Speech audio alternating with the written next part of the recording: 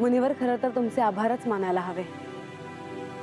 याआधी जर तुम्ही बानूला मार्गदर्शन केले नसते तर ती हे सारं प्राप्त करू शकली नसती। देवी, त्यात आभार कसले? या शिवलीलेतील माझ्या दायित्वाची मला पूर्ण जाणीव होती। परंतु देवी, आज मलाही काही तुम्हाला सांगायचे आहे। बोला मुनिवर। मी बानूला अनेकदा सहाय्य केले, त्यावेळी तुम्हाला सत्याचे स्मरण नव्हते, त्यामुळे तुम्हाला अनेकदा माझा राग आला असेल। माझ्या अजूनही स्मरणात आहे देवी, मागे आपण एकदा मला गड न सोडून जाण्याची आज्ञा दिली होती। जोपर्यंत तुम्ही मला काही सांगणार नाही तोपर्यंत या गडावरून तुम्हाला कुठेही जाता येणार नाही।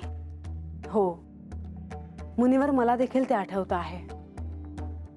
त्यावेळी मी तसं का केलं हे मला कळलं आहे, पण आज मला कैलासात तुम्ही भेटायला आला होतात तो क्षण आठवतो।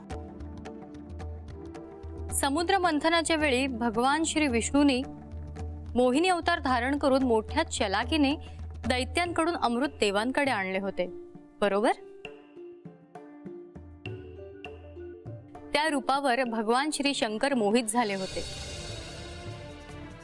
त्यावेळेस मी त्यांना वचन दिले होते की तुमच्या मल्हारी मार्तंड या अवताराच्या वेळी मी हेच मोहिनीचं रूप धारण करून तुमची पत्नी बनून तुमच्या सोबत राहील। नारायण नारायण, आपल्याला अजून त्याचे स्मरण आहे देवी। अर्थातच मुनिवर।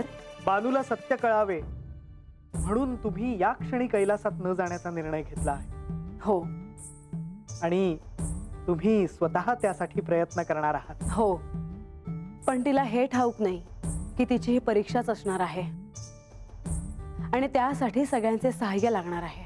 नारायण नारायण, मी माझे कार्य पूर्ण करेनच देवी। मुनिवर, तुम्ही बानूला सहाय्य करालच, पण सहाय्य करताना तिला काही थेट कळायला नको हे ध्यानात ठेवा। अर्थात देवी, तुम्ही आणि श्री खंडेराय जशी आज्ञा कराल त्यानुसारच होईल, यात शंका नाही। मुनिवर, आजवर हे सगळं का घडलं हे मला स्पष्ट आठवतंय। या प्रत्येक घडणाऱ्या गोष्टी मागे एक प्रयोजन होतं हे मला जाणवलं आहे। या आधी मी असा विचार केला नसता। देवी, आपण जयाद्रीला जे वचन दिले होते त्यानुसारच सगळं घडलं। या क्षणी यांच्याकडून तिला शक्तिरूपाच्या काही गोष्टी कळतायत। देवी, मला हे ठाऊक नव्हते श्री खंडेराय बानूकडे गेले आहेत ते। आपले दर्शन घेतल्यावर श्री खंडेरायांचे दर्शन घ्यावे असे मनात होते। तिला सत्य कळण्यासाठी हे सारे प्रयत्न आहेत। त्यात मी तिची परीक्षा देखील पाहणार आहे, कारण हे सारं तिने एकाग्र चित्तेने ऐकायला हवं। नारायण नारायण। देवी, आपण खरोखरीच जगज्जननी आहात।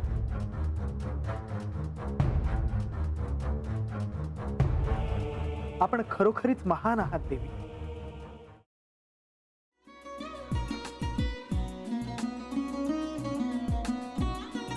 लावू का? हो, असाच लावू ना?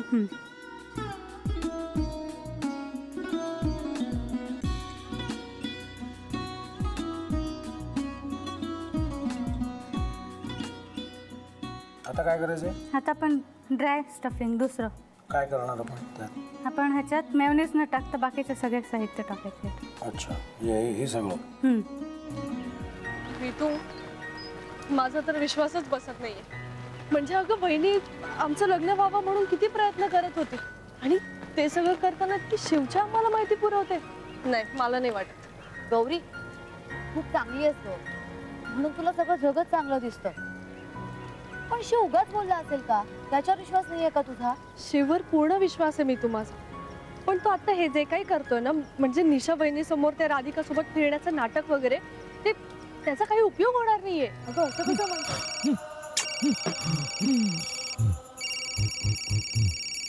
अगं नीलिमा, जतीन भाईंचा कॉल आहे। हो माहितीये। रिसीव कर ना। अगं बघ, कट झाला। आता तू रिसीव केला नाहीस म्हणून ते मला करतील। अब पुन्हा आला बघ, घे बघू। पण हे एक ना एक दिवस घडणारच होतं।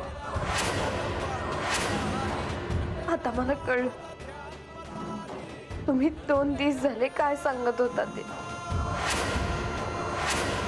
बनू हे संकेत असतात आणि हे ठरवून येत नसतात. मी बाहेर तुमची वाट बघते.